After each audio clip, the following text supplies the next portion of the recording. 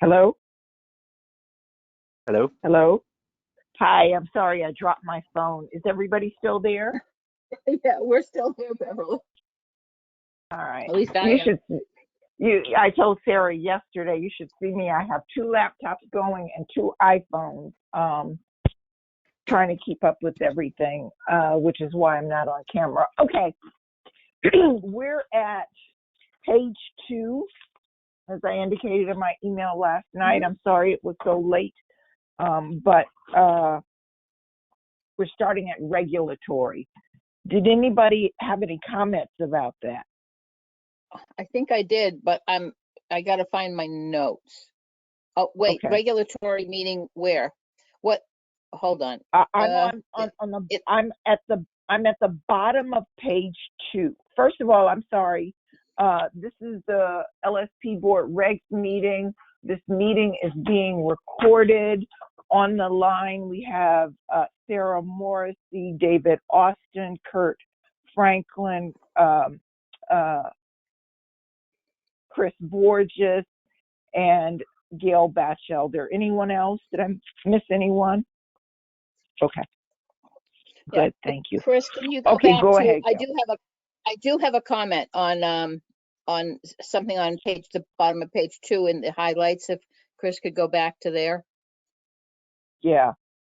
I don't Okay. have those are now we're starting with Kathy Campbell's correct changes, suggested Oh, amendments okay, that's rather. not what's, So that's not mine. Nope, not mine, because we have to yeah, go is through that it. what's up So there? That's what I was gonna say, but that's not what's up there now. I don't think, is it? I'm not on the I'm screen. on page 2, so non-DEP But That's core a, is highlighted. that's not, hold on, Chris. I gotta find my comments. But I can tell you what they are while I'm looking. I had trouble opening it. It said for some reason there was something wrong with my opening my own version. Okay. So on hold on, I gotta get to the bottom of page 2. mhm. Bottom of page 2. All right. Uh-oh, I don't have pages on this. Great. Okay, here Okay, it is. well, Yeah, I got it. I think I got it. okay. It's down here under non-DEP course. hmm Well, Um, are we striking the paragraph above? Because regulatory means continuing education is reasonably likely. Are we striking that language? I don't, no, I mean, I didn't think we were, but I don't, Okay, I think we have to, there's certain things I think we need to leave in. okay. Can other folks weigh in on this? Just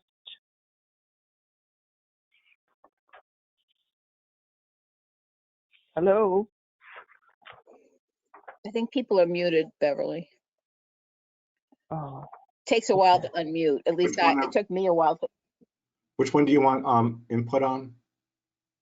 we are on page 2 of the draft, David, and Yep. we are at regulatory at the bottom of the page. Regulatory means continuing education, and Kathy's draft suggests that we delete that entire section. So that's what we're discussing. Should it be deleted? Yeah, I thought the idea was that we were going to simplify things and go with just and get rid of the regulatory. We're going I to don't remember that discussion though. Well, this Can is you going go over back the like reason? 2 years now. I know that's what I mean. I don't remember. So can you refresh my memory? Because one, I may not have attended the meeting when that was done. Because I didn't attend all the regulatory, when it was broken out into separate things. right. So, yeah, So so this is one of the first things Jamie, yep, go ahead, Jamie. I'm sorry. What do you recall? This is one of the first things that we tackled, right? When Kathy first went through and revised these, like going on quite a while ago now. And I thought that the idea was it was one of the areas of confusion was when you had regulatory classes and DEP regulatory classes. And I think the thinking at the time was we were just going to go to DEP credits and non-DEP credits and leave it at that. That's correct.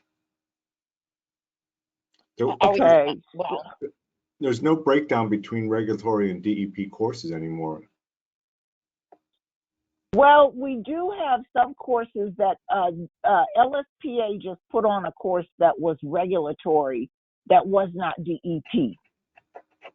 And a course can be a regulatory course and not be put on by DEP. I think the only major distinction is that DEP regulatory courses are conducted in whole or in part, substantial part, pardon me, by DEP personnel.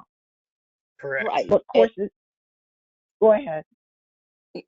No, I mean, I think the point is that there are regulatory courses, and to take out the need to have regulatory courses is really, I think that we're talking about two things at once. One is to remove the concept of regulatory courses at all and not call them that at all. And just say there are courses taught by DEP, and then we have to say how many of those you have to take, how many credits of DEP courses you have to take. But then there's the language further down sort of negates the even possibility of regulatory related courses, because it says it should be at least as much relevant to scientific or technical components of response actions. And then you completely eliminate regulatory altogether, which I don't think we intend to do. You certainly should be able to take, there certainly should be courses that are related to regulatory components of response actions. So I think there's some missing piece here. Well, I It think needs it's to be. I think it's adding to the definition of technical, right? So if we're just going with DEP and non-DEP, then the non-DEP courses should include both technical and regulatory, right? Right. Okay, I but mean, there then can be Mhm. non-DEP regulatory courses, and the way it's worded now says there can't be. Right. If we And strike so I don't think regulatory, that's true. if we strike regulatory and have DEP and non-DEP, I mean, like I said, the LSPA puts on regulatory courses, and we have a category that permits LSPs taking credit for regulatory courses that are not DEP courses. I understand, though, that there is this tension between DEP courses and regulatory courses. What I it would think- mean by taking out regulatory courses, Beverly, one of the things that's so important is if you take out this concept of regulatory, don't put it down below, then the LSP board can't even put on a course. No, that's not the point. We just need to add it to the non-DEP course definition. So No, because we are a DEP course. If the board puts it on, for instance, it's considered a DEP course. That's the problem. That is the problem. When the board puts it on, it counts as DEP credit because we're a regulatory body, and you're fundamentally changing the whole concept of what we think is important for people to keep up on. We certainly do think keeping up with regulations is important. What we can do is not change these, well, tweak some of these definitions, but it's in the that summary. It has to be so many of the DEP courses, so many regulatory courses, or something like that. We can change that piece. But I don't know that you want to take out the concept of regulatory courses versus, something else. I still think, I think we need to, this was done a long time ago. There are probably new people on the board since then, or people that haven't seen it. Like, in other words, if you weren't in the regulatory subcommittee, the one working on these regs, some of us, I don't think we've seen them, but not discussed them. So Okay. I think I So, think that's something we have to go over in greater detail, because there's more to it than just saying it's not right. There's nothing wrong with saying you have regulatory courses and you have technical courses. That's okay. okay. I think the difference is this DEP requirement that DEP teaches is what's really causing the problem for us. Mhm. And that summary that says you have to have this many DEP courses, this many regulatory courses, and and the rest of your credits can be anything. That's the piece that I think where the change has to come, to make it easier to achieve, and the concept of taught in whole or in part by. We have to talk about that. Okay, I'm going to make an executive decision that we table deleting the regulatory definition for now, and move us on into non-DEP Yep. course. And we're striking technical. Is that something that the body wants to do? The committee rather wants to do? I think it's better to table it for now, or we'll get really bogged down, and not everybody's here. So Yeah, I think Okay. that's all part of that's all part of the same conversation, because I think the idea was to add non-DEP regulatory into that definition, but Okay. the All non-DEP right. is equaling technical. but so I could be comfortable if, leaving the regulatory piece aside for the moment, Mhm. and maybe we'll come back to it and delete it later. But this non-DEP course means continuing education. That's fine if it's not called a DEP course. I'm struggling with that language to put it into regulation. It seems a little unregulatory the way it's worded. Yeah, I struggled with We that can probably too. fix that. We can probably I work with that. I'm sorry, I struggled with that too, because if we strike technical here, all of our forms are going to have to change because everything says technical, 2 technical credits and 2 non-DEP credits or whatever. It's a much bigger effort. See, the thing is, it's not as simple as just saying we're not going to call it this anymore. We really need to think more clearly about what that means. But at the very minimum, let's say we say non-DEP course and we call it that, which I still think is not particularly regulatory language, but it should be at least be demonstrably relevant to the scientific, technical, or regulatory components. You have to have it there, because you can have a non-DEP course that is regulatory. There's no question about that. So Can we just table it till next week? Okay. yes, I think Next this whole month. discussion might be tabled, and let us all think about it, and Okay. what we're really trying to achieve with this change. I'm not sure it's needed, and I don't think it adds anything to what we're trying to do with the regulations. I do think what we need to talk about is number of credits and requirements for certain types of credits. Those kinds of things is where the problem lies, I think. Gail, can Okay, you write well, your thoughts down for next month? Yep, Excuse me? I just took some notes, and I have tabled both regulatory and non-DEP / technical for the June meeting. So we're moving to page 3, and at the top of page 3, we're looking at section 2, basic requirements. Do you have any opinion about the language there? The first thing that pops out at me is the change in the number of credits. Yeah, 36. and Beverly, we've Go talked ahead. about this before. That would be consistent. 12 per year is consistent with every other license I hold, for instance. Mhm. It's And so I that's feel that correct. that's reasonable, given how many.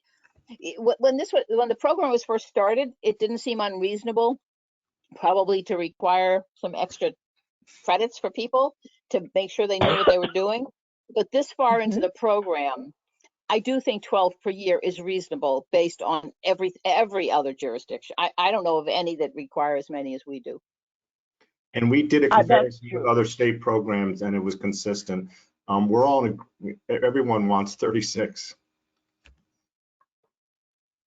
Well, I don't know about everyone because they're not all here, but I agree that I did look at other jurisdictions. Gail has spoken on it. David, you've spoken on it.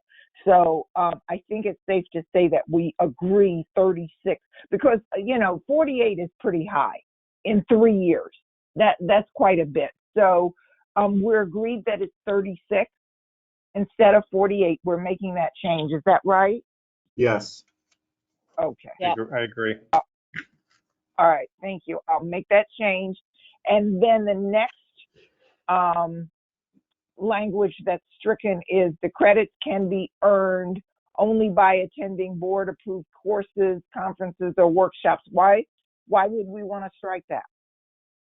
We don't. I mean, I don't. I think we lose control over.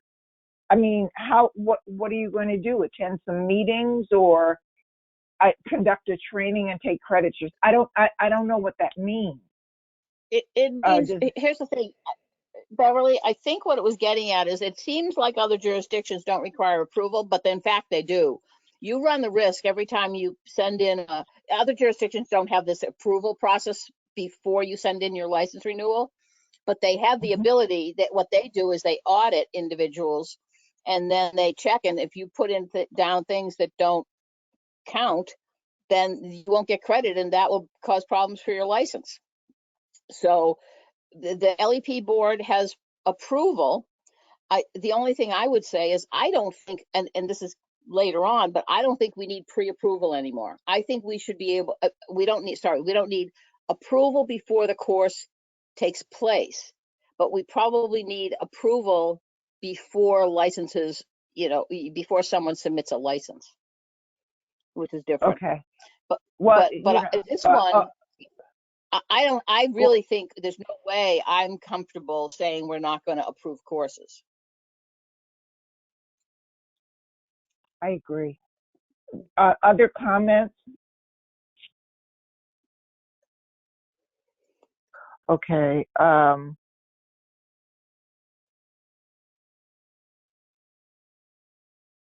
So this language stays. These credits can only can be earned only by attending. Yeah, I think we should, but let's talk about what the approval process consists of later, whenever it shows up. Okay. All right. The next line, and I understand that this is like really arduous, but I think this is so important, and the changes that we're making are so significant that we need to go through it line by line. So the next part that's stricken is no person may apply for continuing ed credit. May apply. I think that should stay. I think that, because go ahead. I mean, what I would like to say, go ahead, Beverly. You talk, and then I'll tell you what my comments are on that. Okay. The only speaking for myself and Sarah as people who will have to review these, we can't allow double dipping. And that sentence to me says you can only take a course one time during your 3-year renewal period. No, I don't think that's what it means. No, actually, I'm sorry. I'm wrong. Go ahead, Gail. I'm wrong. You're right. No, what the point of this one was because what happens is when you take all your credits for a period, then there may be a really good course that you really like to take, but you have to not take it because it's a waste of money and somebody's paying for it, whether it's the individual person or whether it's the company. They're paying for stuff you're not going to be able to use for credit. And courses aren't always given an extra time. So I know I've run into this. I certainly have run into this with my LEP license, because there are courses given this spring that I wanted to take. I can't because I've already had all my credits, and I just have to hope it's given next fall. And so I think this option gives people the ability to take a course up to 6 months prior to their next renewal period and apply that. You're still taking the same number of credits that you need to. And so it's not taking away from anything. It actually gives people the flexibility to take good courses when they're offered.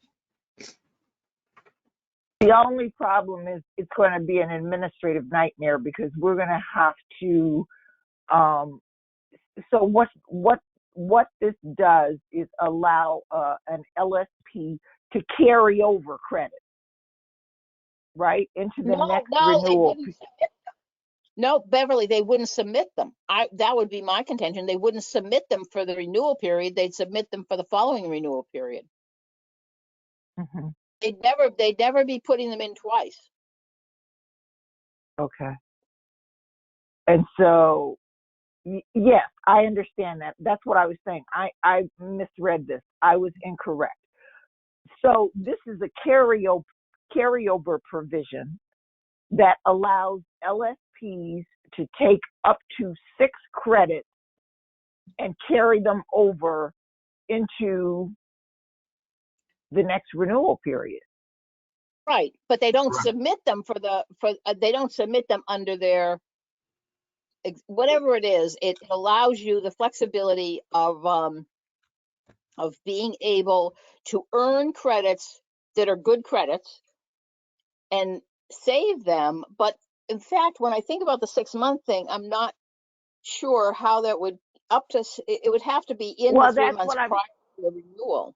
It doesn't make. Well, that's what I'm saying. No, I get it. How are we going to administrate? Here's the thing. So when you submit your renewal, right?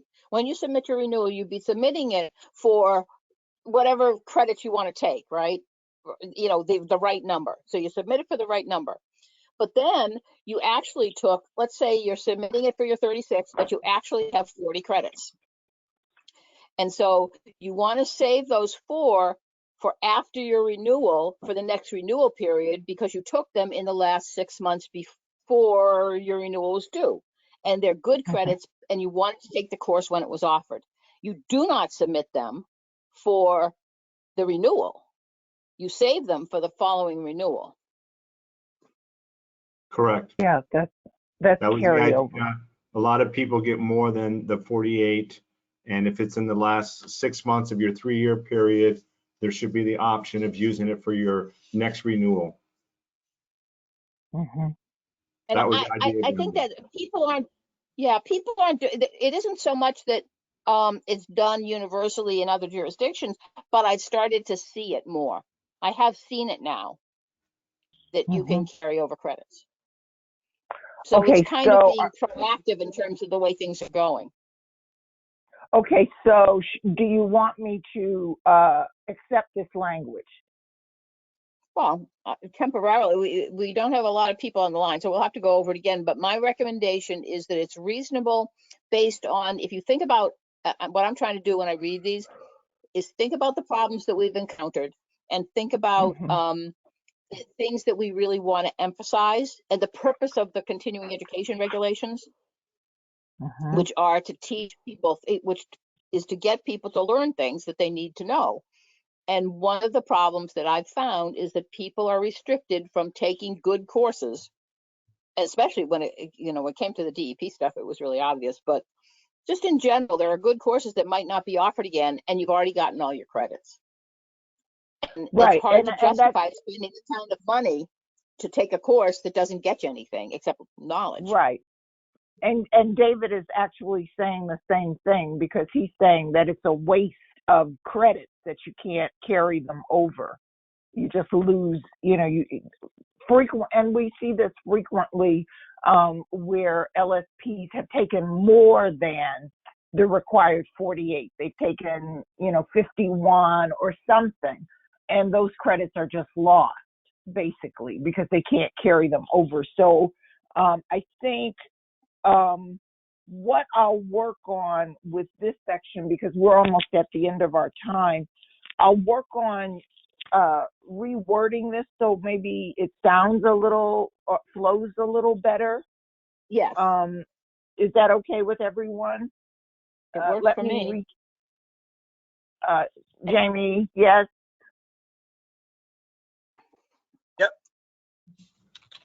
Yes. Kurt and David, okay. Yeah, All right. And Mark's been on the Beverly, just line to too. finish out this section, Oh, Mark, thank you, Mark. Okay, go ahead.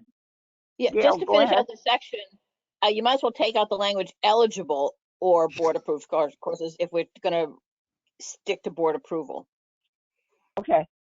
I'll take I out mean, just make a note of eligible. that. That will go away if we stick with board approval. Yep. And that gets that section done. We got a section done.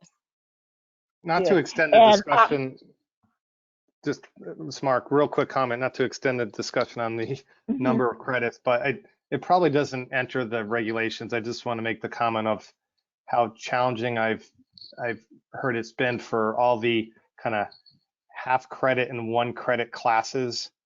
And it, you know, years ago it was easy to take a 4-hour, 8-hour class and you can get to your total pretty easily. Now we're in this, you know, partial credits and 1 credit world, and it just takes a lot of attention by the LSPs to keep up on that. I don't know. It seems like a little bit of, I don't think we can change it in the regs. It is what it is with all the webinars and everything else. But you know, I think the half credit classes are somewhat useless, and it'd be nice to just have something that was just on increments of 1 credit. But I just wanted to share my thoughts on that. okay, Mark, you'll be happy to know that we've reduced the requirement to 36 from 48. I did hear that, which is great. Okay, we are in agreement.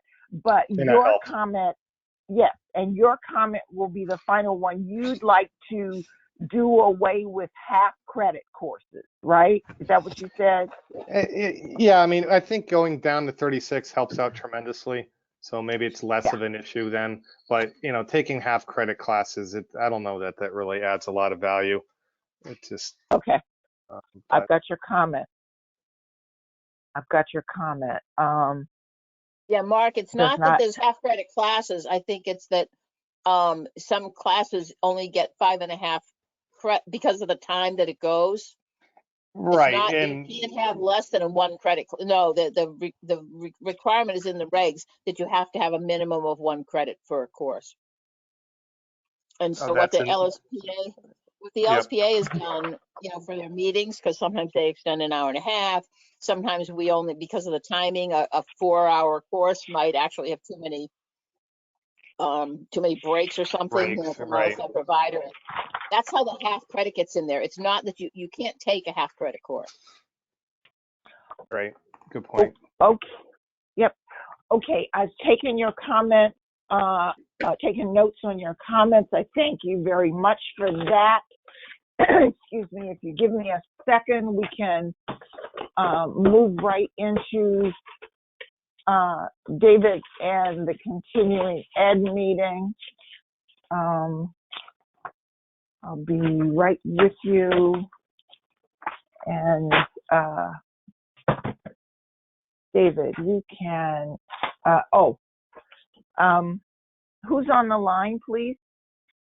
Can we just go through? I know David and Gail, Jamie, Kurt, Mark, of course, Sarah, and Chris. Greg Did I is here miss any board members? I'm sorry? Greg is here also. Oh, Greg, great, thank you. Kathy's here too. Hi, Kathy, thank you. Okay, I wanted to begin the Actually, I have one statement from the public. Lauren McCarthy said, if there will not be a pre-approval process, will there be a limit on the time after the course was provided that the course has to be approved? Well, we're gonna talk about that during the continuing ed meeting, I think. So hold that question, Chris. Once we call the continuing ed meeting, once David calls that meeting to order, we'll get started. But I wanted to take an opportunity before we begin to introduce everyone to Sarah Morrissey, who began working with the board yesterday as our new continuing ed / investigator. Sarah is a graduate of Boston College, and she's done some graduate work at the University of Maine. She was most recently, an environmental consultant. She comes to us from Partner Engineering and Science, Inc. in Framingham. She's also got a lot of experience with respect to Parsons Corporation out at Fort Devens, where she managed 4,800 acres of U.S. Army training land. Sarah has been an environmental risk manager, an environmental compliance officer, and she also has some environmental science work that she completed with a position in Rhode Island, where she conducted phase 1 environmental site assessment. So, Sarah, did you want to say a couple of words to the group, or? Sure, I'll say hi. Hello to everybody. Looking forward to my new position and getting to know everybody, and actually getting to touch base with some LSPs that I knew once upon a time in a previous career, and getting to talk to them again and getting to meet everybody will be great. Welcome, Sarah. Welcome. You're welcome. Thank you. And Sarah's information, we're waiting on her to be assigned an email address and all of that. So things are moving along, and hopefully by the end of the week, her contact info will be up on the website. I will make sure that she's in touch with continuing ed providers and so forth. But we're just very, very happy to have you, Sarah. I wanted to turn the meeting over to, you're welcome. You're welcome. I wanted to turn the meeting over to David Austin, our continuing ed chairperson, and this meeting is being recorded. Thank you, and welcome, Sarah. Starting the continuing ed meeting at 12:38. Hello, everyone. So we have Kathy, Greg, Jamie, Kirk, Mark, Gail. Deb was on. She used the wrong login, so she logged in as a member of the public, so she was muted. So I've been conversing with her and telling her to use the link, the panelist link that I sent, so that, because I can't unmute her when she's a member of the public. Right. So hopefully she will pop on as a panelist also, but she's been on since noon, so. Okay, great. Okay. Let me just add her to the reg meeting. Good. All right. And who do we that have? Must have been. And Chris, who do we have in the public? We have Allison Elliott, Darius Chelbica, James DeCulo, Lori McCarthy, and Wendy Rundle. Okay, thanks. I'm sorry, Mr. DeCoulis, and there was someone else other than Wendy. I got Wendy. Lori McCarthy? Lori McCarthy, thank you. Okay. All right, So, David. any status or update on the virtual draft minutes? Yeah, but I'd like to give it at the board meeting because it has something to do with the state police investigation. I want to, so I'll talk about it talk about all of the minutes at the board meeting. Okay. And this old business retroactive course approval requests. Yeah, that has to do with last month's meeting. And there were 9 courses listed at the April 13th meeting, courses A2 through 10, and they were tabled. One of the issues was that all of the courses had taken place before approval was requested.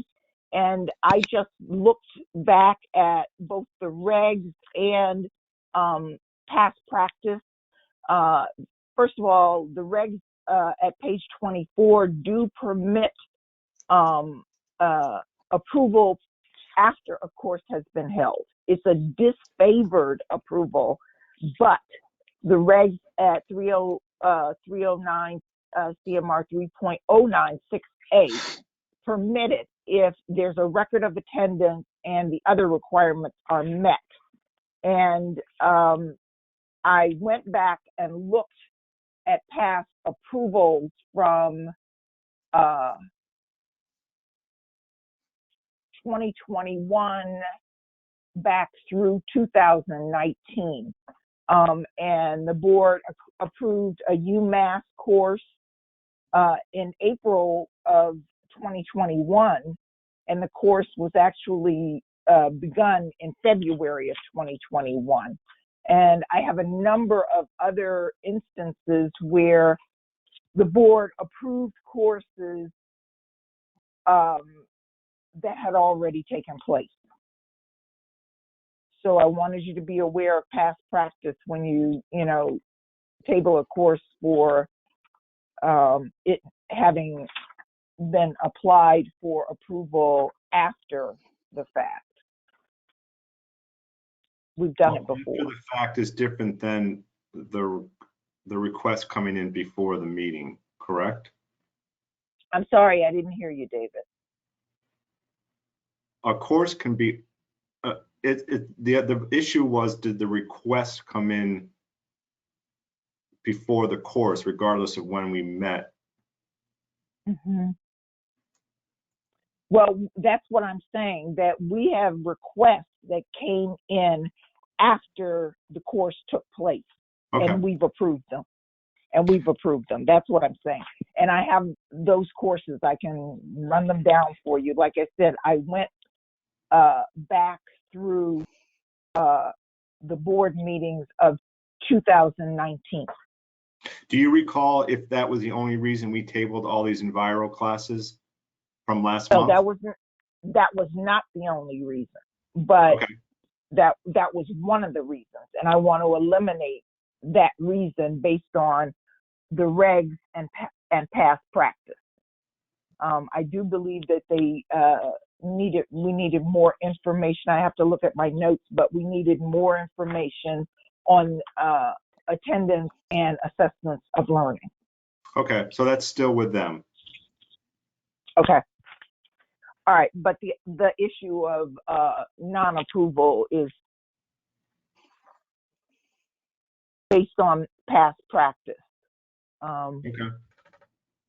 All right, that's settled. I'll get with Enviro the courses that I mentioned, A2 through 10 on the April 13th, 2021 agenda are tabled for other reasons, and that has to do with assessment of learning, not post-approval. Okay, all set. Thank you for looking into that. So under new business, we have 5 course approval requests. The first one is a request from an LSP, a law course. They're requesting 3 technical credits. It's being offered this semester.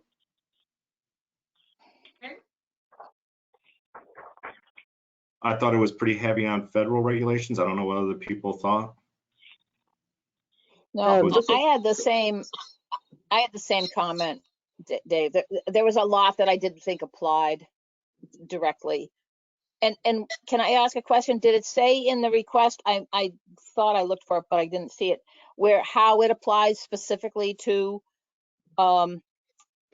sites in Massachusetts, waste site cleanup in Massachusetts? Because there's a lot of other regs that may not apply to that too, that were discussed. I sent the board members everything that the LSP submitted. So if you want further information on how this applies to Massachusetts hazardous waste site cleanup, we can table it and I can go back and ask for more information.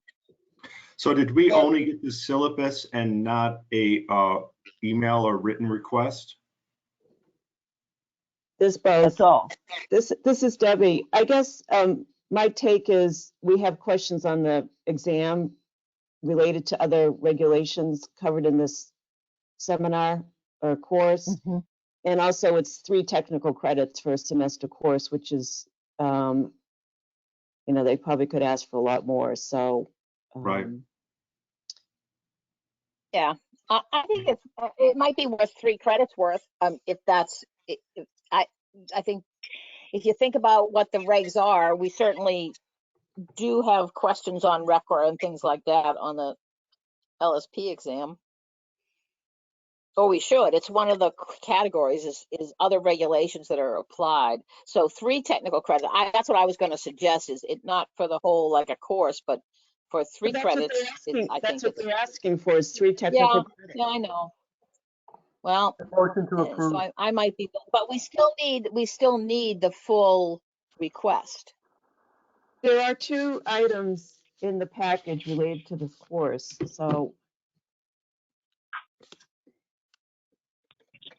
Right, but it doesn't have the how does it apply to us and the keeping records of attendance. What's the second piece, Deb, besides the syllabus? Was there something else? There's an There's the email. bio. Wait, hold on. Let It me was find the it. it was the professor's bio, I believe. Right, that's what it was.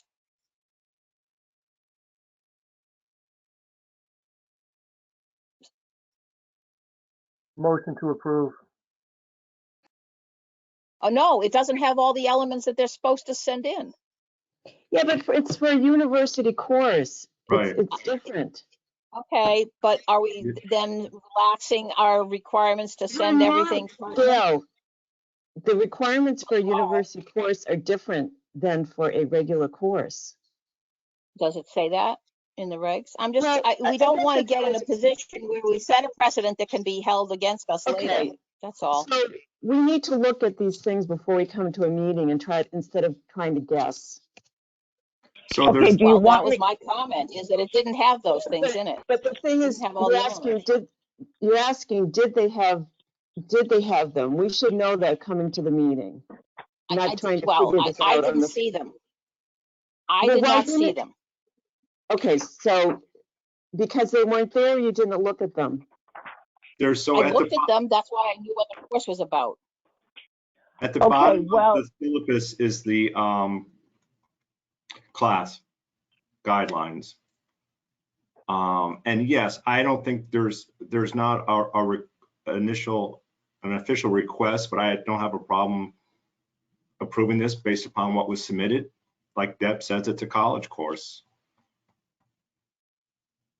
Okay, we still requested that of other college courses, is all I'm saying. We're setting a precedent by not requiring that people provide it. You've asked for it in other college courses. Okay. I'm not sure about that, but you're sure about that, Gail? Well, We'll the go with last it. couple, I'm pretty sure we did. Well, pretty sure is not, whatever. Okay, then we should, but you shouldn't, but you don't know that we haven't either. I mean, the point is, we aren't sure. You're not sure we did, I'm not sure we didn't, whatever it is. We're not sure. We haven't Okay, documented it, but Sorry.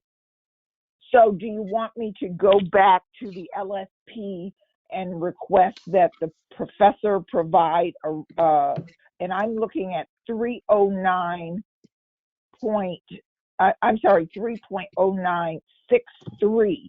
Do you want me to request a written statement describing the course and its relevance to oil and hazardous waste, blah, blah, blah? yes, and the attendance record, how they're keeping attendance, because college courses you don't even have to go to get credit. That's at the bottom of the syllabus. It's that information is there, yeah. And I think Hold our on, relevance wait. is, I think our relevance is pretty clear. Yeah, and it makes it Well- consistent with what we hope for anyone who requests approval for a course. I'm just saying, now the next person will come in and say that we approved this one, that's all. No, I'm agreeing with you. I'm saying requested okay. additional information. Okay, so the final word is that Most course likely- 8. I'm sorry, go ahead. No, finish. The final word is that course A1 is tabled, and I will request information on 3.096B3 that the requester provide a written statement describing relevance to hazardous waste cleanup, hazardous waste site cleanup in Massachusetts. Is that agreed? And the attendance issue. And attendance. And what do you want to know about attendance? No, I Gail? just want to know how the they're record- tracking, whatever, how they're tracking it. Okay. And I will and do quite that. frankly, if they attend enough to, I mean, the trouble is they have to attend the ones that are relevant to what we're saying it's relevant to. Hopefully they attended enough and it's worth 3 credits. I'm perfectly okay with that, but. We don't, Well, the attendance out guidelines are in the bottom of the syllabus under class guidelines, number 1. So that's all, that's taken care of. Okay. All right. So not just hazardous waste cleanup site work. I got it. Go ahead, David. Right, and the person should know that most likely it's going to get approved. Well, So- we have to vote on that, so I know. can't. But we're Yeah, making them but- do the extra step. Well, Yeah. since we're making the request, I think for courses taken for a grade, we have to have evidence that they passed the course. It does say that in the regulations. Yes. Well, what the way I handled that, we just had this situation in 2020, and the course just ended, I think, in April. And I send the attendance certification form to the professor, who then fills it out based on the attendance requirements that were approved, the pass rate of whatever is indicated in the regs, and all of that. And the professor makes that judgment. I don't send of course, I don't send the form to the LSP himself or herself. Gotcha. Okay, thanks. It goes to the professor, so that the professor has to verify attendance on the attendance certification form. Correct.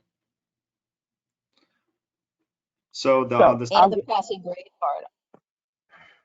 And the passing grade part, they have to certify. It's on the form for a college course.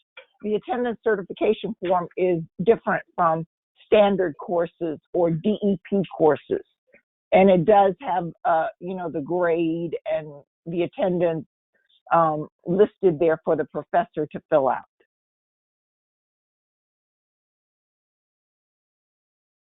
Okay, so the next request is PCBs and the site remediation process webinar. I just realized it's also listed as an online course. I'm not sure if they're requesting both. I felt that it had all of our requirements, including polling questions. My only issue is that out of the 6 hours, 45 minutes are specific to New Jersey DEP and Region 2 perspective.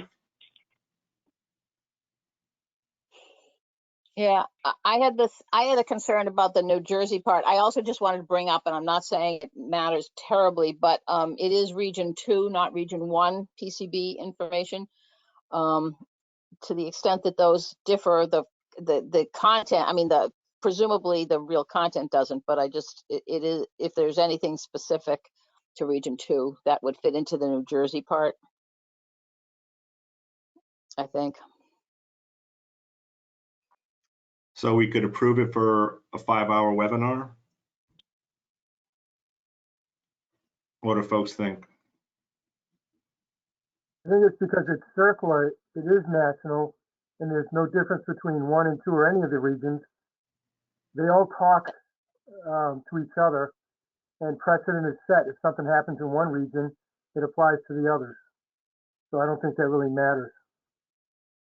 That part doesn't. The New Jersey part is the difference. If New Yeah. Jersey has specific regs, They're listed like together. I'm probably okay if it were longer than 45. I don't know. I have mixed feelings. What do you think, David? Was your recommendation to take out the 45 minutes? Well, we can't take 45 minutes out. We can take an hour out, but maybe it's not worth it. We just, I don't know. We can't take out 0.75. That's true. That just gets crazy. Can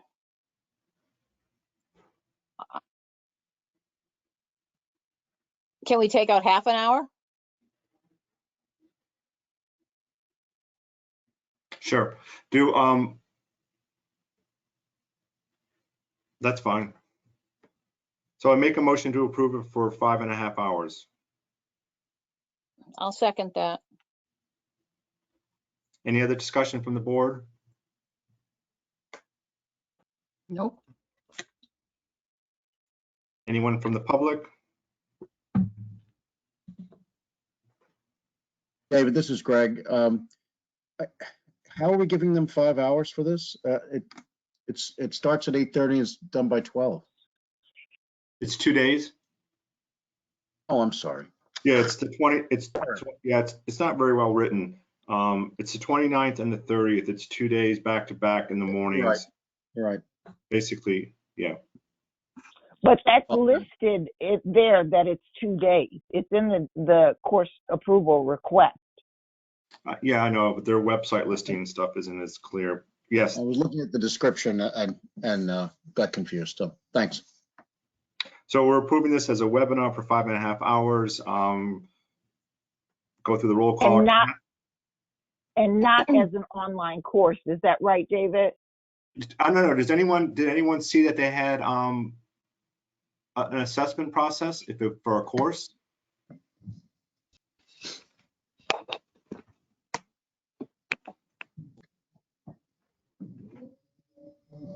I didn't see anything about that. Okay. All right. Well, if they don't have the assessment, then they can't get approved for that. That would have to be tabled. So the motion is to approve for 5.5 credits. And David, you're doing a roll call vote. Yeah, they call it an online course, which is basically what we consider a webinar, and we're not approving it for a on-demand online course because they don't seem to offer that.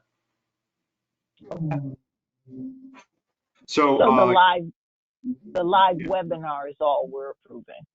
Right, they just titled it differently from what we see from Massachusetts. So going through the roll call, Kathy? That's for 5.5 hours, right? Yes. I mean, yes. Greg? Yes. Jamie? Yes. Kirk? Yes. Mark? Yes. Gail? Yes. Deb? Yes. And I'm a yes. The third course is Alpha Analytical, PCB Analytical options. You have a choice, 1 technical credit to be presented this month, live webinar. I make a motion to approve it. Second. Any discussion from the board? Comments from the public?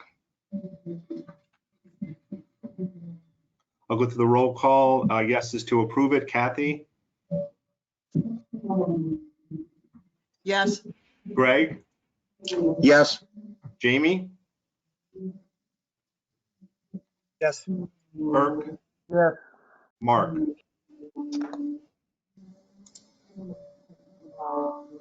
Mark? No, I said yes, sorry. I was, I'm sorry. Gail, Yes. Deb, Yes. and I'm a yes. The fourth one, an EPOC course, they're requesting 4 technical credits. It happened yesterday, live webinar. I would make a motion, we approve it. I second that. Any discussion from the board? Any discussion, comments from the public? A yes is approving it. I'll do the roll call. Kathy, Yes. Greg, Yes. Jamie, Yes. Kirk, Yes. Mark, yes. Gail, Yes. Deb, Yes. and I'm a yes. The fifth course, the last one, another EPOC, remediation methods for dioxane, 4 technical credits. It was presented on April 14th, and the request was dated April 22nd. Yes. I make a motion to approve it. Well, Second. given our recent discussion, I'll second it. Sure. Any discussion from the board or the public? Okay, I'll go through the roll call. I guess is approving it. Kathy, Yes. Greg,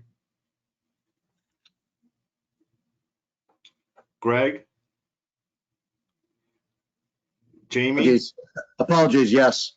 From Greg. Thank you. Jamie, Yes. Kirk, Yes. Mark, Yes. Gail, Yes. Deb, Yes. and I'm a yes. So that was the 5 new course approval requests. There's a course re-approval request, an LSPA course. Last month, it was approved with a content change and given a B at the end of it. And they've added 15 minutes to the break time, but there's been no content change. So that is what the reapproval request is all about. I make a motion to approve it. Second. Second. Any discussions from the public or the board?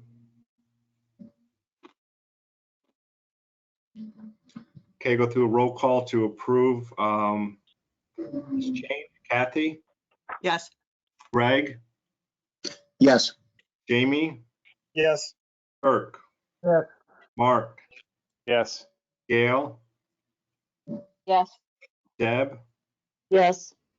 and I'm a yes. There's 3 course announcements. Thank you for providing those. And our next meeting will be on June 8th. So I'm ending this meeting at 1:03.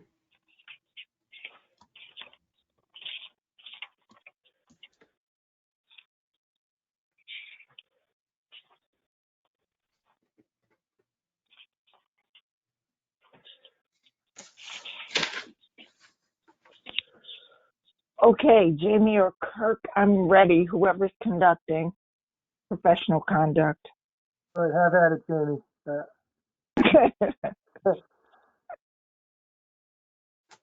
All right.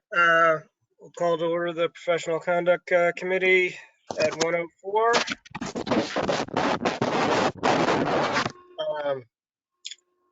Beverly, did you have comments on the status of the draft minutes?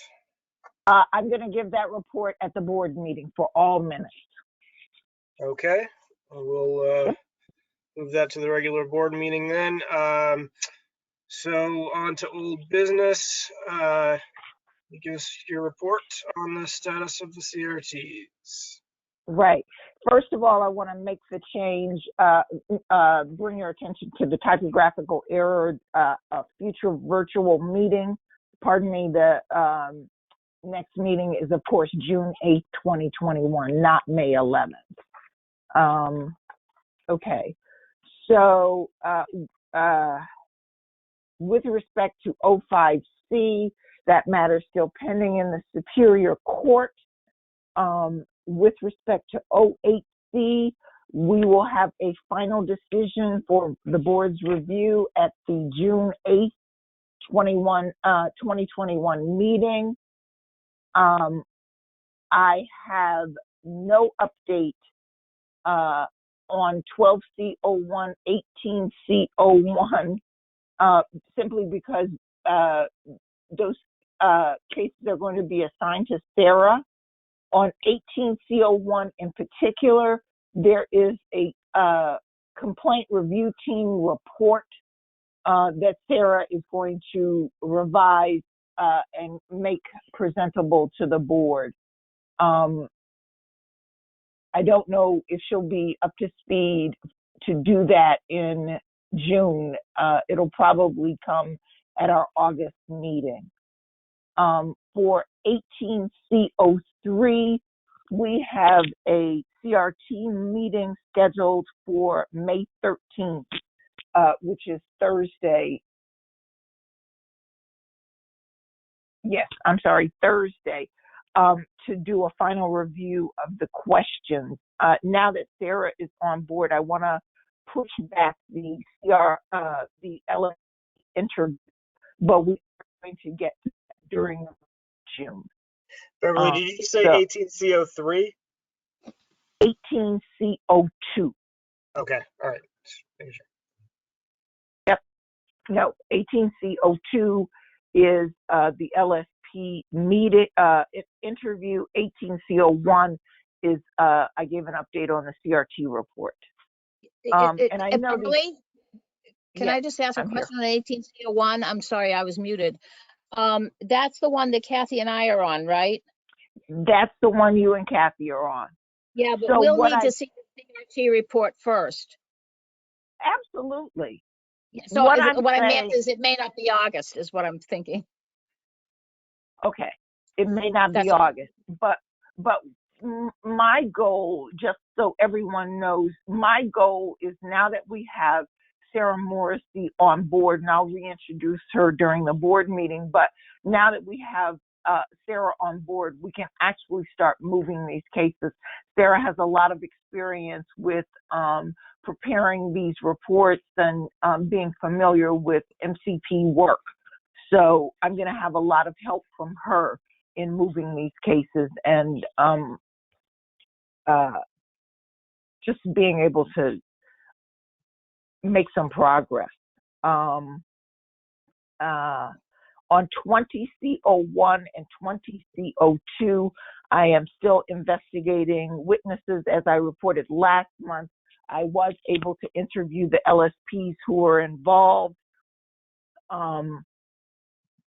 The gist of their story is that they did not violate any LSP rules of professional conduct or any rules of DEP or any other entity. So I'm hoping to finish up those interviews in June or July. 20C04, again, Sarah's going to have that case. The first step is getting her up and running with the redaction software.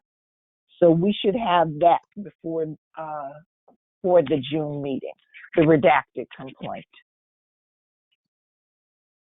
And that was all I had. Great. Any new business? No. Okay. Well, then we'll move right along. Next meeting, June 8th, as noted. And if there's nothing else, we'll adjourn. 109. Oh, 5 minutes. That's great. Okay. All right. Thanks, we Amy. can go. That was a record. That was a record. 5 minutes. Although back, a while back, there were some very quick meetings, not with this board, but with some past. Okay. Unfortunately, Millie is not with us today, so I'm going to conduct the board meeting. and I am calling the board meeting to order at 1:10. Oops, I'm sorry, that was me. And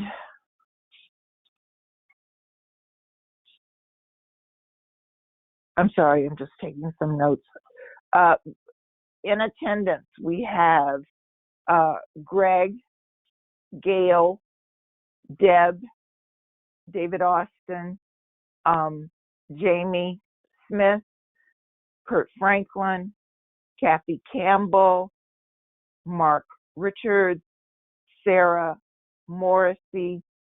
Did I miss any board members? Okay.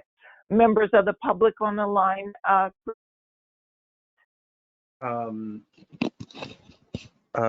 Same as before. We have. Okay. Wendy. Yeah. Yeah. Allison. Mr. Allison Elliott, Ms. Elliott, Mr. Shablinka, Shlabika, pardon me, and Lori McCarthy. Lori McCarthy. Thank you. Okay. So, are there any additions, deletions, or other changes to the agenda? The first announcement is, again, we are welcoming Sarah Morrissey as our continuing education coordinator / investigator. Sarah, I won't make you go through your little spiel again because everyone was on the line when we started, but we're very happy. Sarah joined us yesterday. Unless you want to say something, Sarah, I'm sorry. I'm good unless anybody has questions or anything they'd like to direct at me, which I'm happy to answer.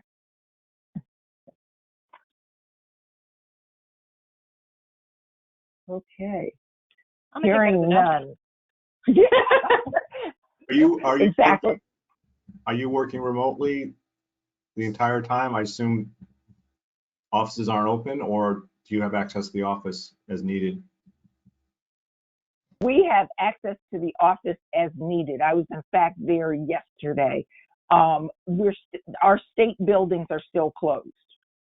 And you know, I had a conversation with about this with the commissioner, and we don't know yet because especially 1 Winter Street where we're all crowded together, and it depends on what the governor says about social distancing and all of that, because there are only 2 people, I think, allowed in our elevator, or maybe 1 person.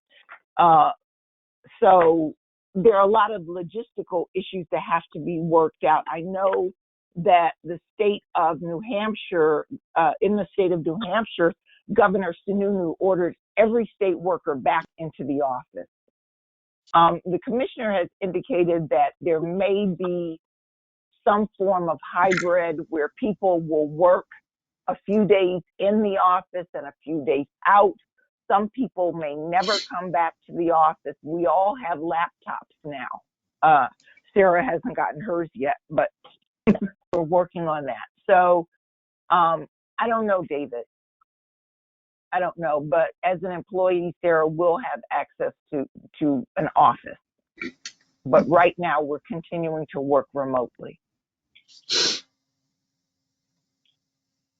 Okay, so I wanted to talk about the status of the virtual minutes.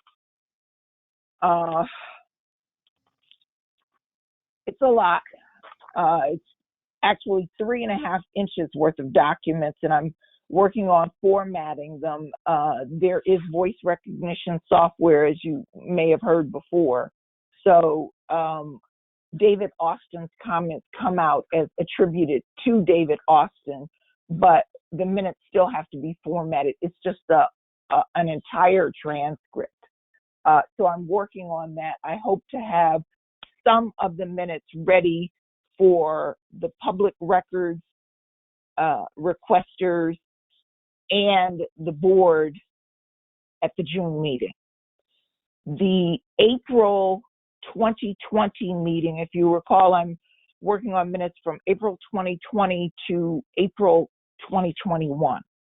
I spoke with the state police about the April 2020 meeting, and those minutes are not available because that matter's still under investigation. If you recall, that was the Zoom bomb meeting.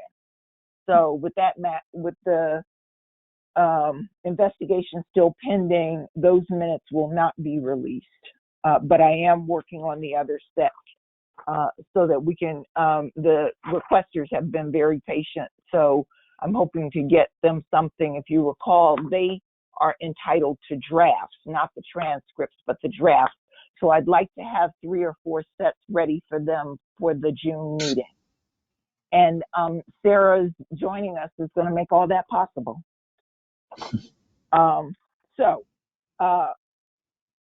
That's the report on the minutes.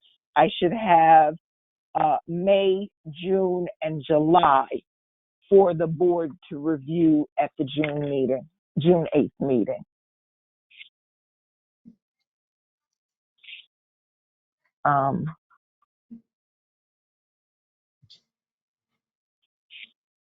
Okay, we need to next vote on the renewal docket. The most recent renewal docket was sent to you yesterday with respect to renewal docket 1. The renewals for April 30th, 2021, with a new renewal date of April 30th, 2024.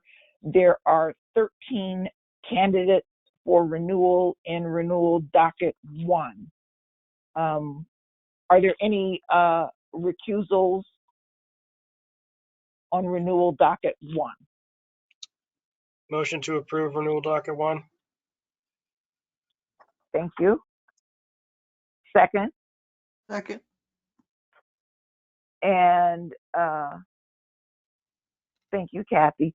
Roll call vote. Greg, Yes. Gail, Yes. Deb, Yes. David, Yes. Jamie, Yes. Mr. Franklin, Yes. Ms. Campbell, Yes. Mr. Richards, Yes.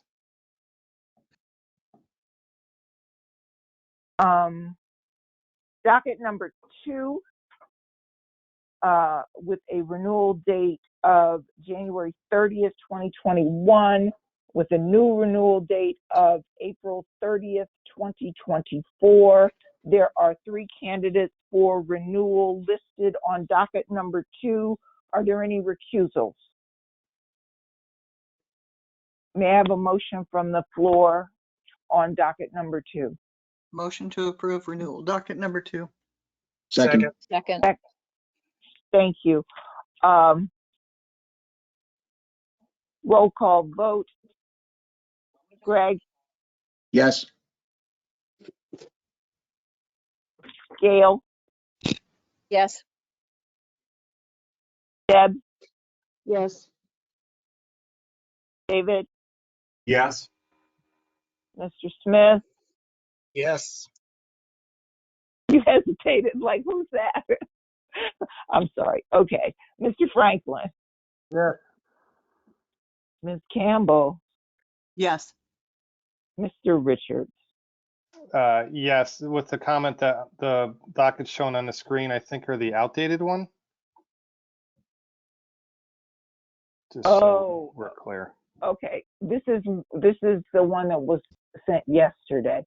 But as long as I understand that there's a difference in what's on the screen being displayed, but as long as the board members voting have seen the most recent docket, and let me clarify, the board members who voted on docket 1 are looking at the docket that was printed on 5/10/21, and it has 13 candidates, Daniel Jaffe through Stephen Boynton. Is that correct? Yeah. Yeah, I need And that new document. I don't have it. This is the only document I have. okay, well, the board members have it. I think Barbara sent it to you yesterday. So as long as the board members have it, Chris, it's okay. They know what they're voting on. That's why I'm making sure. For We have it. docket renewal docket number 2, there are 3 candidates, Timothy Clinton through Mr. Daniel Walsh. Is that the docket that the board voted on?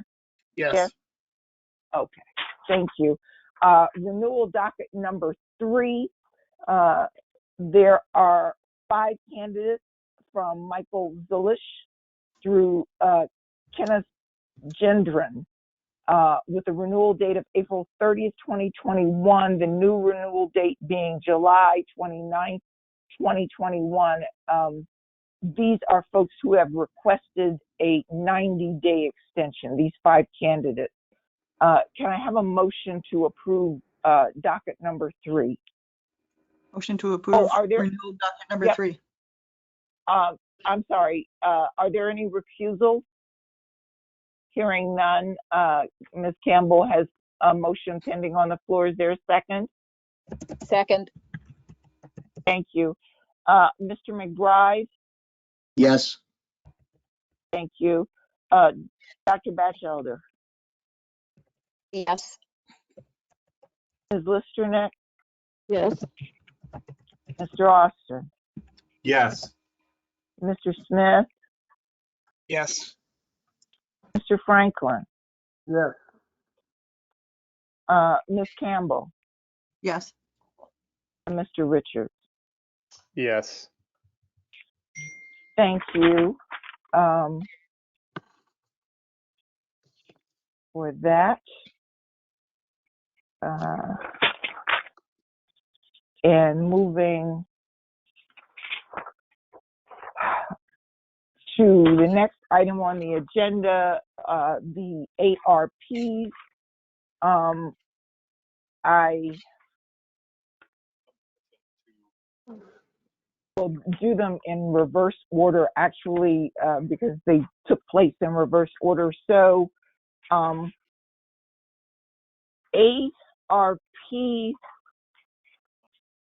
number, 316, Ms. Megan Emmert, was reviewed on April 27th, 2021. And there was a lot of discussion that took place. The members were of the ARP panel were Ms. Campbell, Mr. Richards, and Ms. Listernick. They voted not to allow this candidate to sit for the exam, but they agreed that the candidate had 4 years and 7 months of experience, but insufficient experience as a principal decision maker. They wanted to encourage the applicant to reapply based on being very close to the relevant professional experience requirement. Do any of the panel members have any comment? Nope. Nope, you covered it well. Okay. ARP, and the vote was denial. And I will next take up ARP. Actually, I'm not sure. The board has to vote on the recommendation for the panel. Motion to approve the recommendations of ARP 316.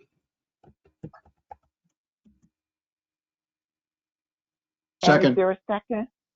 Thank you. Roll call vote. Mr. McBride, Yes. Dr. Batchelder, Yes. Mr. Nick, Yes. Mr. Austin, Yes.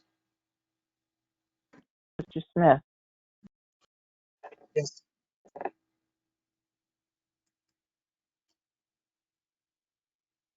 Mr. Franklin, Yes. and Mr. Richards. Yes. Okay. Thank you. All right. ARP. I didn't vote. Who didn't vote? Kathy? This is Kathy. Okay. I'm sorry, Kathy.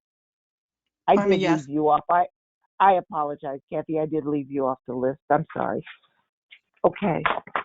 ARP 316. Nope. Wrong. Sorry. ARP 315.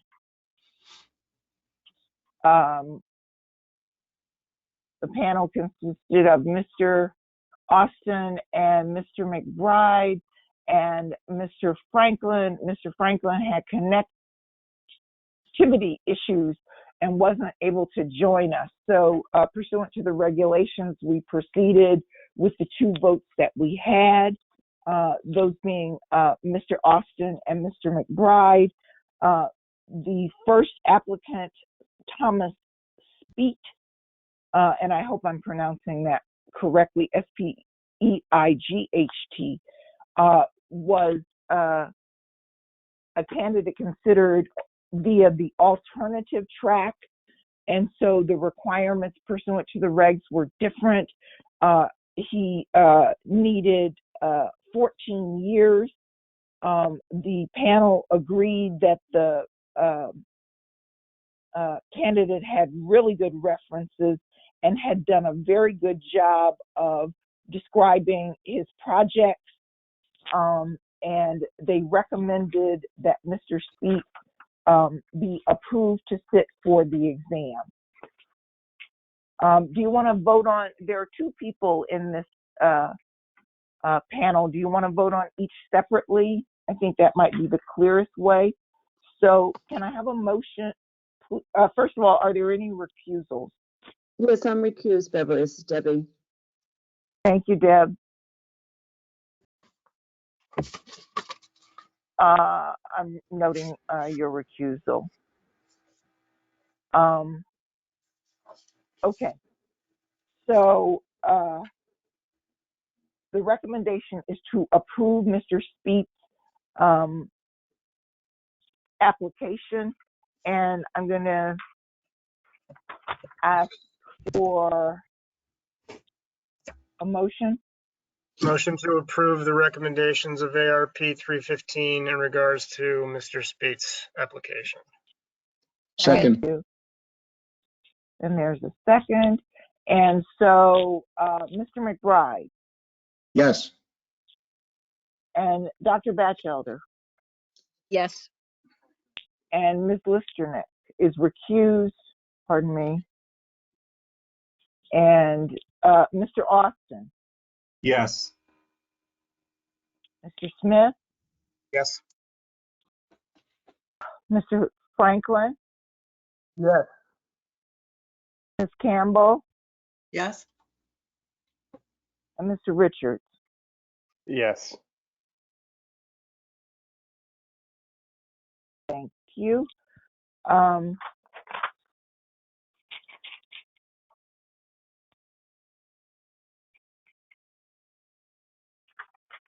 The second applicant in ARP 316 is Ms. Krista Wolf, and the panel members voted to approve her application to sit for the exam. Specifically, they cited that her very good references, that she had, Mr. Austin noted that her work at GEI was almost exclusively MCP work, that she had quite a bit of RPE, relevant professional experience, that is, and a lot of TPE, total professional experience. Are there any recusals on Ms. Wolf's application? Hearing none, can I have a motion to approve the recommendation of ARP 315 as to Ms. Wolf?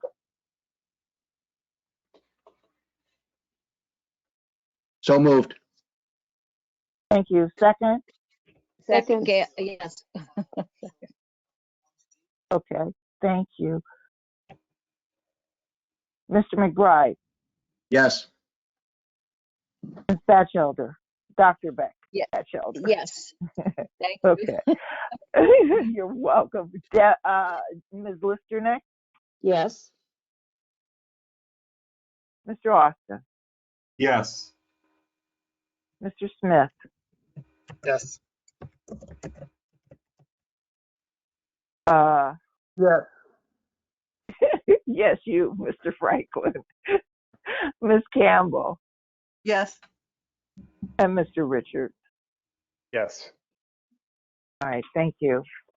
I know that we have a couple of people on the line who want to hear about their application and the exam. I want to be clear that I am behind on letters to the ARPs where denials were issued. And so I hope to get those done before the next board meeting.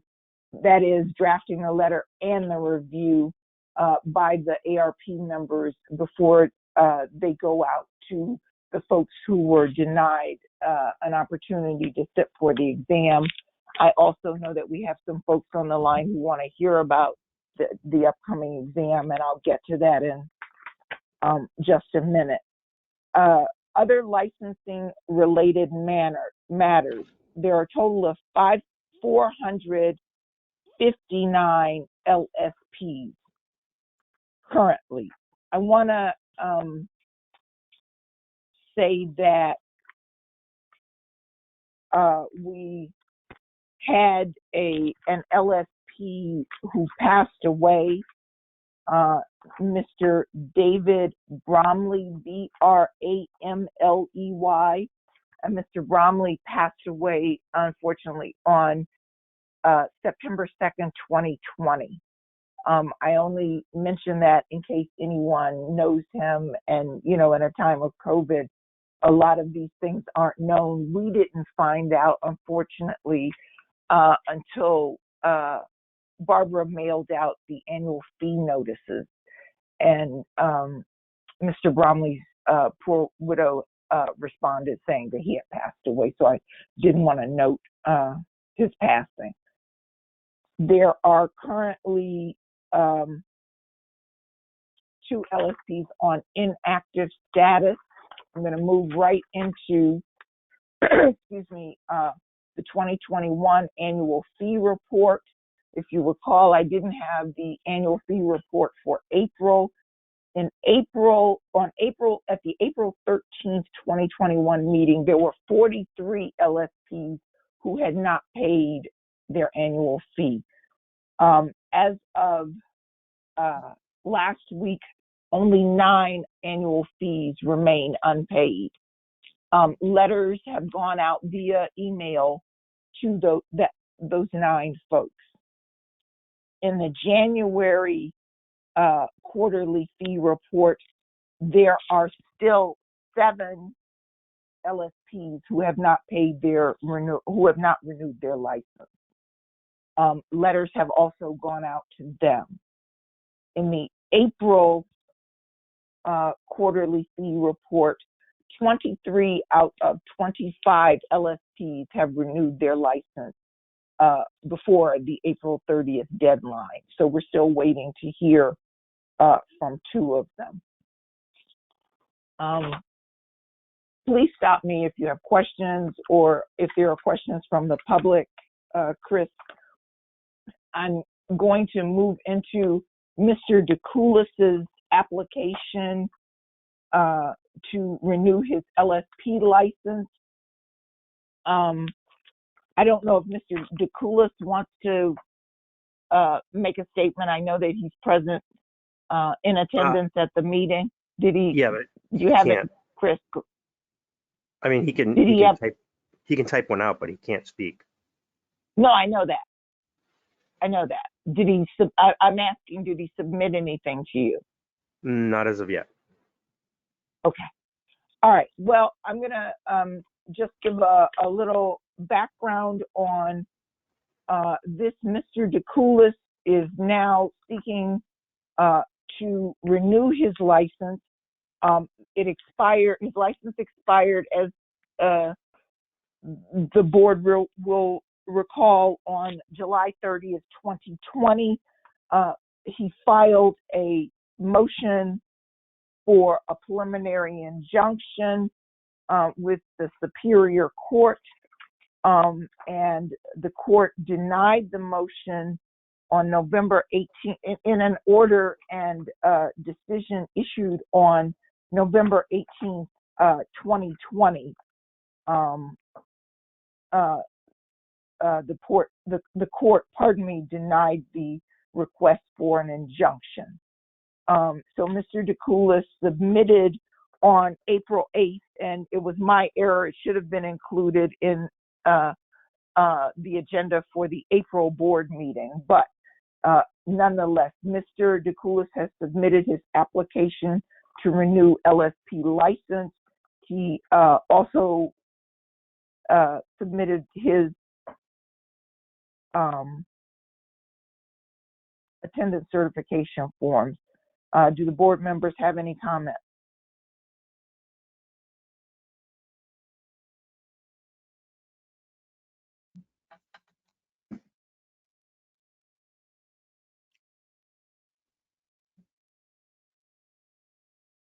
Okay, well, my question with respect to Mr. DeCoulis's application to renew,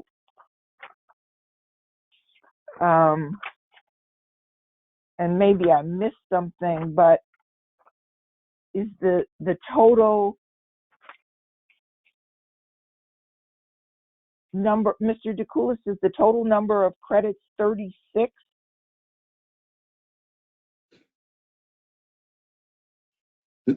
Beverly, there's a second page. So that's Okay. 49 if you add the second page. Oh, yes. I have it. I'm sorry. All right, thank you. Sorry, Mr. DeCoulis. I have it. So Mr. DeCoulis has 13 DEP credits and 36 credits, and for a total of 49, and the requirement is 48. So unless he has any comments to make to the board, I'm going to turn this back over to our program coordinator for approval.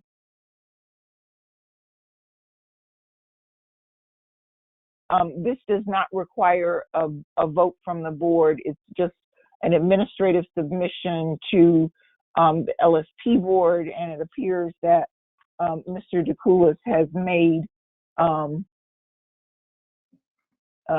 met the regulatory requirements, and he is within the 1 year, because he had until July 30th, 2021 to obtain the credits, and he's done so.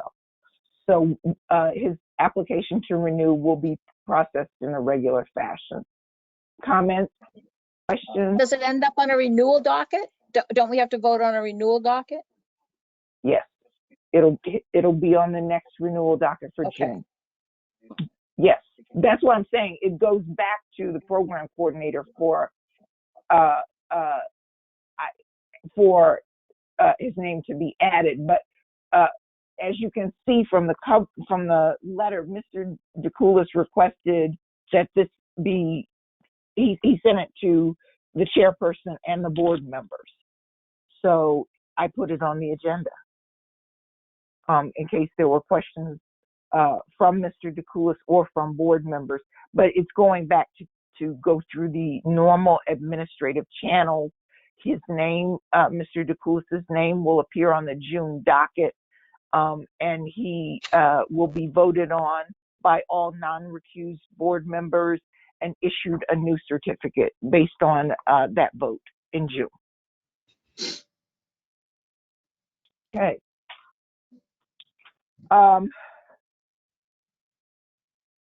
I do need to schedule the examination committee. I'm looking now at something during the summer, our programming month of July.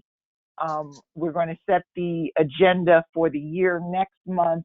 So I'm hoping that we'll be able to get a meeting set for the programming month of July. The LSP exam, comments, questions, I'm sorry, running through this too quickly. Okay, the item 12 on the board meeting agenda, the 2021 LSP examination, and I know we have some eligible candidates on the line. I'm looking at scheduling the LSP exam in June or early July, not around the 4th of July holiday, but some of it is out of my hands because the LSP board, the DEP offices remain closed. So we would have to administer the exam under the same COVID conditions that we had on December 9th. And that would mean that the exam takes place out in Worcester, where we can social distance, that everyone wears a mask and so forth, and that we have someone there to take temperatures and follow the COVID protocol, unless the governor lifts it before we offer the exam. But I'm going to select a date pretty soon, and it'll be posted on the website. All eligible candidates will be notified. I don't know right off the top of my head how many candidates are eligible currently. I don't think that there are more than 7, counting the 2 who were added today. But we'll run as many dates as we need to accommodate everyone. So the LSP 2021 exam will be either in June or July of 2021, and it'll likely take place in Ciro. We use Ciro because that's, and this is just an aside, but we use that office because it's centrally located, because there's plenty of parking, because the Boston office is closed, and we can open Ciro. There also is the most updated HVAC system of all the DEP offices at Ciro. So it's better to, I mean, COVID is still around, so we'll follow the same COVID. Yeah, we'll follow the same COVID protocol. Kurt, did you have a question or comment? Yeah, it's a great idea. Yeah. It worked well for us in December, except that it was frightfully cold in the room because they have the air on to keep it circulating, but we survived. Okay, so all eligible candidates will be notified via email from Barbara as to the dates once we set those. All right, everyone was present for the Continuing Education Committee, but there is a vote that has to be taken. So David, do you want to give a recap, and then we can vote on the committee's recommendation? Sure. We met today, getting an update on the draft minutes in this board meeting. We tabled 1 course approval request. We approved 4. We approved 1 reapproval course, and there were 3 announcements. And the next meeting is in June. Thank you. Is there a motion on the floor to accept the recommendations of the today's Continuing Education Committee report? So moved. Thank you, Jamie. Second. Second. Thank you, Greg. Roll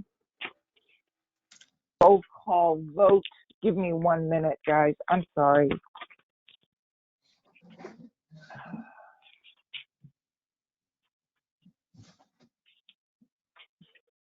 Okay. Mr. McBride, Yes. Dr. Batchelder, Yes. Ms. Listernick, Yes. Mr. Austin, Yes. Mr. Smith, Yes. Mr. Franklin, Yes. Ms. Campbell, Yes. Mr. Richards. Yes. Thank you.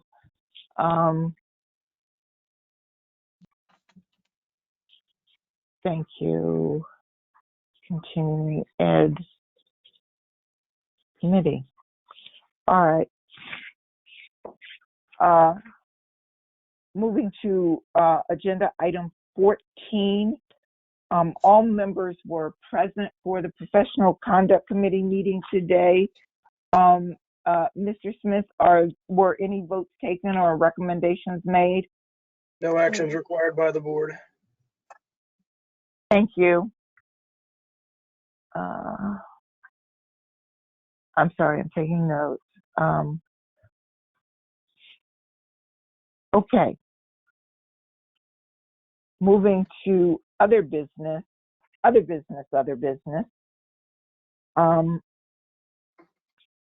I can give a report from the Regulations Committee, and anybody else who wants to chime in, since a number of folks were present, can.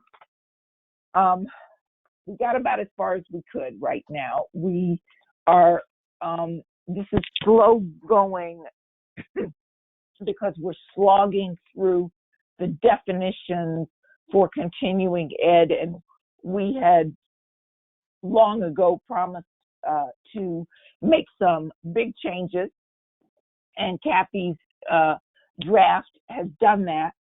The one thing we succeeded in doing today was reducing the number of continuing education requirements. I think that the Reg Committee unanimously agreed that 48 hours of continuing ed is really burdensome, and 36 is more in line with what other jurisdictions are doing. So that part we did clarify, but we're getting into the weeds of things in terms of definitions. So the work continues. Were there any comments from any of the other members who were present? Concerns? Gail, anyone? Not singling you out, Gail. Okay. Moving on to agenda item 15B, personnel, budget, and fees. We now have Sarah Morrissey on board. As soon as she gets an email address, it will be distributed to all the continuing education providers. I'll send around an email to that effect, and her information will be listed on the website. Sarah, again, we're just happy to have you. I have nothing on budget and fees. Board member replacement. I do have information. Oh, there's one other thing on personnel. I wanted to make a clarification. At the last meeting, David, you asked about the board's letter to Commissioner Suberg, and Commissioner Suberg had asked me to let the board know that we were going to wait until Sarah was hired, simply because that was already in the works. And he asked me to do that on April 15th. And so I did not, actually April 15th, That would have been after the board meeting. So this is timely. So that was why, to answer your question, David, the commissioner did not respond. He indicated on the 15th that I should respond, saying that we were waiting for Sarah's position to be approved and for her to accept the job, more importantly. And, you know, as you see, she's with us. She didn't run away screaming or anything. So we've got her. The other question that you asked, David, was about the general counsel position. That position will be filled. I'm going to start working on that during the programming month of July. It'll be reposted, and it's still available in the budget. There is still money to pay a general counsel. So we'll start that search again. What does reposting mean? Because the first posting didn't get enough candidates, or one that you want? All of that. A couple of them, by the time I got to them, had already taken other positions. It was a confluence of factors.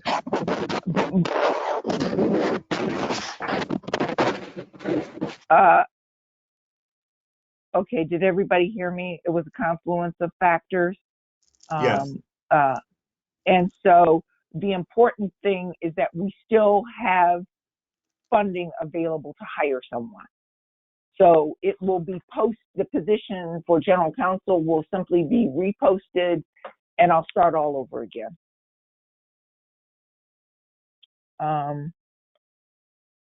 Did that answer your question, David? Hello? Yes, thank you. Oh, okay. All right, board member replacement.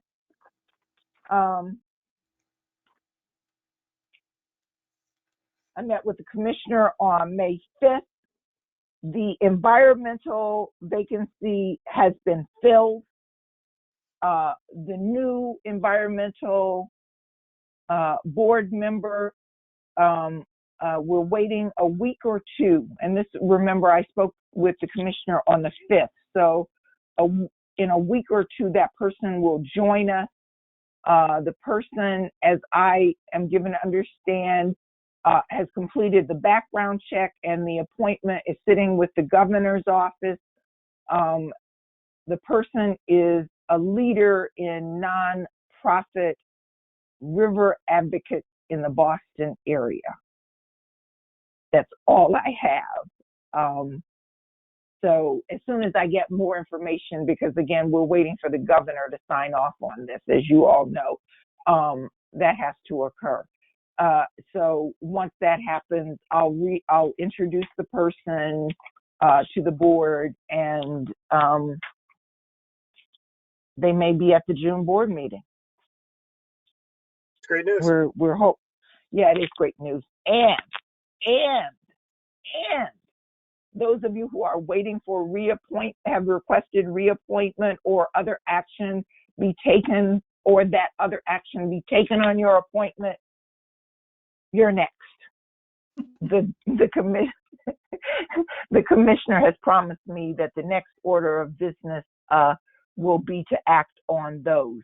I can't say whether or not it's going to take another 3 years, but the secretary of the Executive Office of Energy and Environmental Affairs is aware.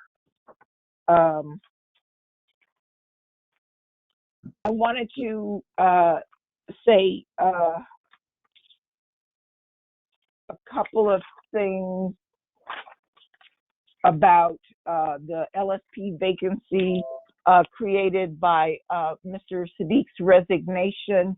I have posted on the website the notice of vacancy. I have also sent the notice to all of our continuing education providers, and I'm asking that anyone on the board who knows an LSP who's interested in serving, have them submit a resume, and we will, to me, and Millie and I will conduct interviews and make recommendations based on those interviews. So, guys, if you know anybody who's up for the same kind of torture that you undergo monthly, give them up.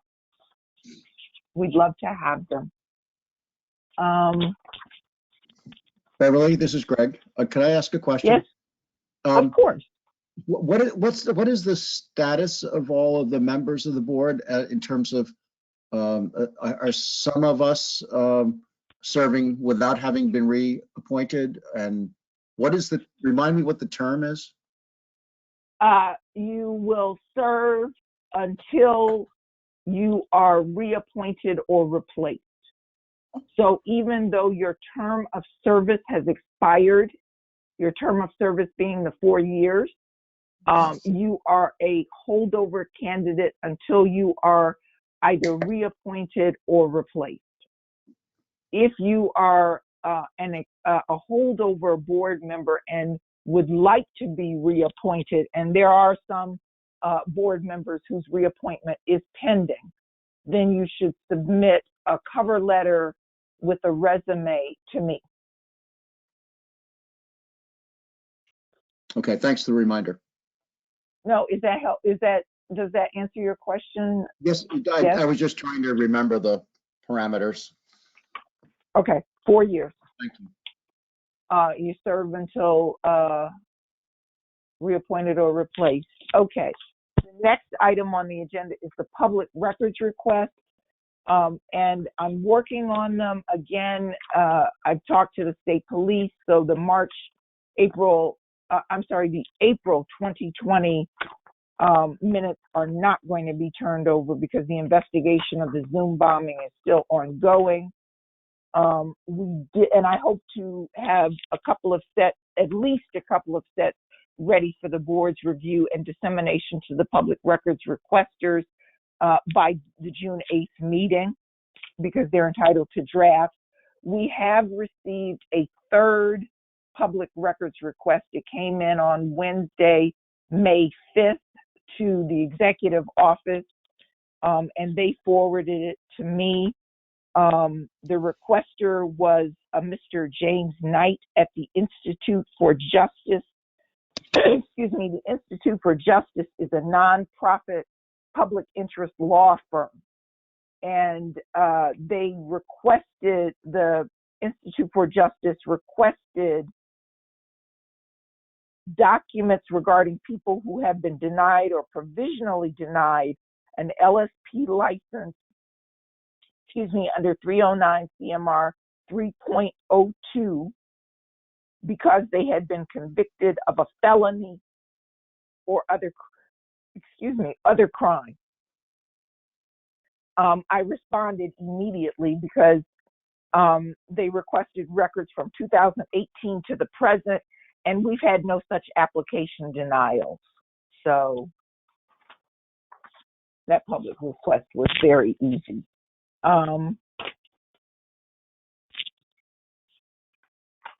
Online fee applications and payments. In the good news department, I'm trying to close with something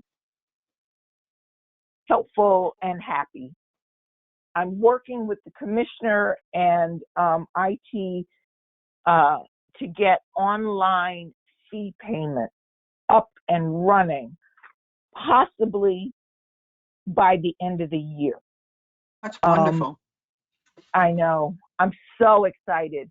And Barbara is just ecstatic. And let me go through what this would entail, and how the commissioner and Victoria Phillips and I are working to sort it out. We're making real progress. There are on this platform called Acela already 250 permits, licenses, and certificates that can be filed online with DEP. And so when Victoria and that group is now planning for the next calendar year. And what we're hoping to do is have people sign up and pay for the exam, to all of this online, to submit applications, and to submit renewal payments and applications. Now, there would be a fee charged, as with, when you pay with credit card or debit card or telephone or any other anything other than directly online, there is a 3% fee. So I'm not sure how we're going to work that out yet, but we're going to start to meet around August 21st or September 21st about the rollout. The annual fee payment may be trickier, and it may take us a little longer to figure that out, simply because the bills are created by EEA, and it's a little more complicated with respect to who creates the invoices and that sort of thing. But what I'm told is that the Executive Office of Energy and Environmental Affairs has had really good experience. There are 12,000 folks who are licensed through the Department of Agriculture as pesticide applicators. So if they can license 12,000 folks through agriculture, they surely can do this for our 459 LSPs. But it looks very promising. And the other thing is, everything would be date stamped. Everything would be date stamped, and it would be a much more efficient way of doing things and getting information to EDEP, and not to mention it would obviate the need for all this paper, because our program coordinator, Barbara Weiss, has been going into the office weekly to keep up with the volume of paper, because we have, as you know, new applications coming in. It's Barbara who goes in and scans all of that.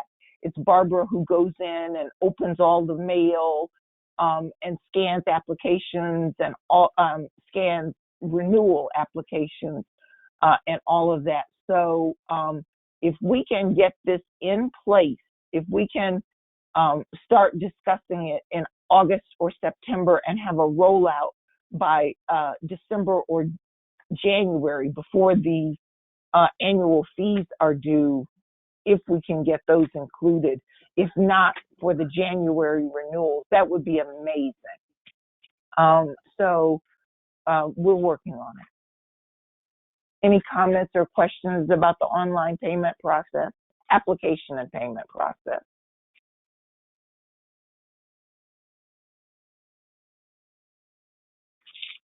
Okay. Are there any comments or questions generally?